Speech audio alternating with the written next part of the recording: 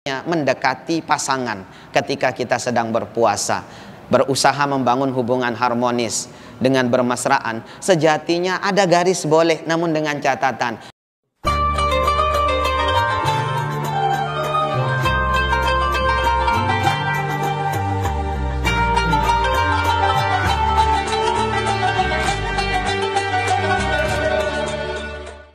Assalamualaikum warahmatullahi wabarakatuh. Alhamdulillah alladzi hadana li hada wa ma kunna linahtadiya laula an hadana Allah. Asyhadu an la ilaha illallah wahdahu la syarikalah wa asyhadu anna Muhammadan abduhu wa rasuluh la nabiyya wa la rasula ba'dah. Allahumma salli wa sallim wa barik ala habibina wa maulana Muhammad sallallahu alaihi wasallam wa ala alihi wa ashabihi wa man tabi'ahum bi ihsanin ila yaumil qiyamah. Alhamdulillah, pada kesempatan yang mulia ini kita masih diberikan kesehatan sehingga bisa menjalankan ibadah-ibadah Ramadan. Mudah-mudahan ibadah Ramadan kita seiring sejalan dengan ridha Allah sampai akhir nanti, sehingga kita bisa keluar sebagai pemenang, keluar sebagai orang yang bertakwa. Shaimin shaimat rahimakumullah. Dalam menjalankan ibadah puasa, banyak di antara kita yang fokus terhadap kebaikan-kebaikan yang bisa diperoleh selama bulan Ramadan, hal-hal sunnah yang bisa dimaksimalkan selama bulan Ramadan. Namun sedikit di antara kita yang menaruh perhatian khusus terhadap hal-hal yang seharusnya dihindari selama melakukan ibadah puasa maupun ibadah-ibadah lainnya dalam bulan Ramadan. Pertama, hal yang harus kita hindari adalah jangan memperbanyak dusta atau perilaku curang, penipuan, tindakan yang di luar daripada ketentuan syariat seperti berbohong, menipu dan sebagainya. Dalam satu riwayat yang bersumber daripada Abu Hurairah radhiyallahu an, Nabi sallallahu alaihi wasallam bersabda, "Man lam yada' qaula az-zur wal 'amala bihi, falaysa lillahi hajatun fi ay yada'a ta'amahu wa syarabahu." Siapa-siapa yang tidak meninggalkan perkataan az-zur wal amala bihi dan beramal dengan amal zur, maka Allah tidak butuh terhadap upaya dia meninggalkan makan dan minumnya. Imam As-San'ani dalam Subulus Salam merincikan apa makna az-zur. Di antara makna yang beliau sampaikan, az-zur adalah perbuatan dusta, az-zur adalah sumpah palsu, az-zur adalah penipuan yang dilanggengkan selama bulan Ramadan, az-zur adalah perkataan dan perbuatan porno, aksi serta pornografi. Jika selama bulan Ramadan kita sebagai orang yang berpuasa masih melakukan hal-hal ini, maka Nabi SAW tegaskan, falaisa lillahi hajah, Allah tidak memiliki kebutuhan fi ayyada'a ta'amahu wa syarabahu, terhadap upaya orang tersebut dalam meninggalkan makan dan minumnya. Bahasa ringkasnya, Allah tidak butuh puasa mereka.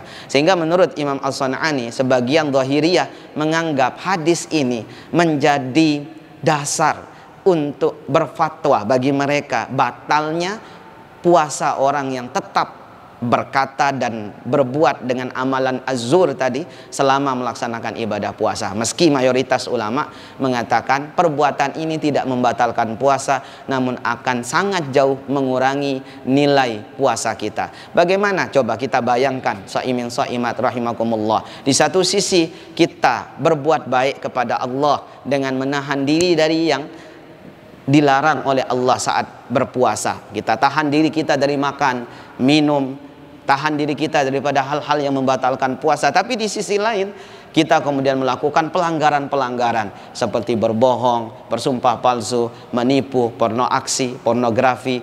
Maka sungguh tidak layak kalau kita kemudian menagih pahala puasa kelak di hadapan Allah, di mana puasa kita, amal baik kita diiringi bersamaan dengan perbuatan-perbuatan yang Allah benci.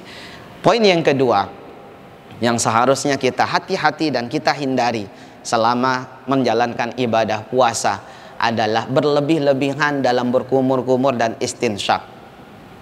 Sebagian masyarakat kita atau sebagian kita shaimin shaimat, barangkali ada yang ketika matahari begitu panas, terik, berlama-lama untuk berwudu, bahkan mengulangi kumur-kumur dan istinsyaknya sampai berkali-kali demi mendapatkan kesejukan. dari air yang mampir di mulut dan di hidung kita. Hal ini telah diwanti-wanti oleh Rasulullah sallallahu alaihi wasallam.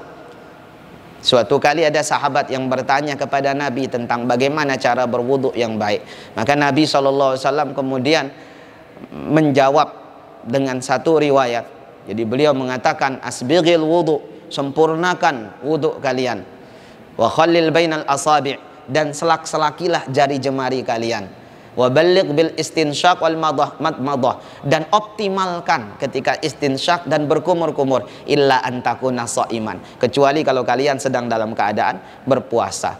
Maka hadis ini sebagai garis merah yang kemudian memberikan batasan kapan kita melakukan wudu dengan optimal, terutama dalam madmadah, berkumur-kumur dan istinsyak, dan kapan harus kita hindari. Dalam riwayat ini Nabi memberikan warning, memberikan peringatan kepada kita yang berpuasa, para shaimin shaimat sekalian, ketika sedang berpuasa jangan terlalu berlebih-lebihan ketika berkumur-kumur maupun ketika beristinsyak, menghirup air ke dalam hidung, karena boleh jadi tindakan kita akan menyebabkan sampainya air, tertelannya air sampai ke saluran pencernaan kita, sehingga ini menjadi hal yang membatalkan puasa. Oleh karena ini berpotensi membatalkan puasa, maka sepatutnya shaimin shaimat kita semua menghindari berkumur-kumur maupun istinsyak secara berlebihan. Yang terakhir, hal yang seharusnya dihindari ketika kita sedang berpuasa adalah bermesraan dengan pasangan hidup yang halal. Shaimin shaimat rahimakumullah. Nabi sallallahu alaihi wasallam diceritakan oleh Ummul Mukminin Aisyah radhiyallahu anha bahwasanya beliau yuqabbilu wa huwa shaimun wa yubashiru wa huwa shaimun, adalah Nabi mencium saya dan memeluk saya padahal beliau sedang berpuasa. Namun Aisyah radhiyallahu anha kemudian mengingatkan, walakinnahu, akan tetapi Nabi sallallahu alaihi wasallam kana amlakukum liirbihi, beliaulah yang paling pandai memelihara syahwatnya di antara kalian semua. Makna hadis ini, shaimin shaimat rahimakumullah, bahwa pada dasarnya mendekati pasangan ketika kita sedang berpuasa, berusaha membangun hubungan harmonis dengan bermesraan, sejatinya ada garis boleh, namun dengan catatan kita mampu mengendalikan syahwat. Maka bagi shaimin shaimat kita semua yang sulit untuk mengendalikan syahwat, apalagi pengantin baru yang baru menikah, baru menjalani masa-masa indah di masa-masa awal pernikahan, maka mari kita hindari untuk bermesraan dengan pasangan hidup ketika di siang hari di bulan Ramadan. Ibarat orang yang bermain-main di pinggir jurang, boleh jadi akan masuk ke dalam jurang. Maka lebih baik menghindari bermesraan dengan istri di siang hari maupun suami di siang hari dalam bulan Ramadan, agar tidak terjatuh pada hal yang haram, hal yang membatalkan puasa kita. Mudah-mudahan tiga hal yang tadi saya sampaikan bisa kita hindari bersama, sehingga puasa kita mendapat faedah, mendapat pahala, mendapatkan manfaat yang besar, sehingga bisa menjadi wasilah yang baik untuk menyampaikan kita kepada derajat ketakwaan. Demikian, mudah-mudahan bermanfaat. Nasrun minallah wa fathun qarib wa basyiril mu'minin. Wassalamualaikum warahmatullahi wabarakatuh.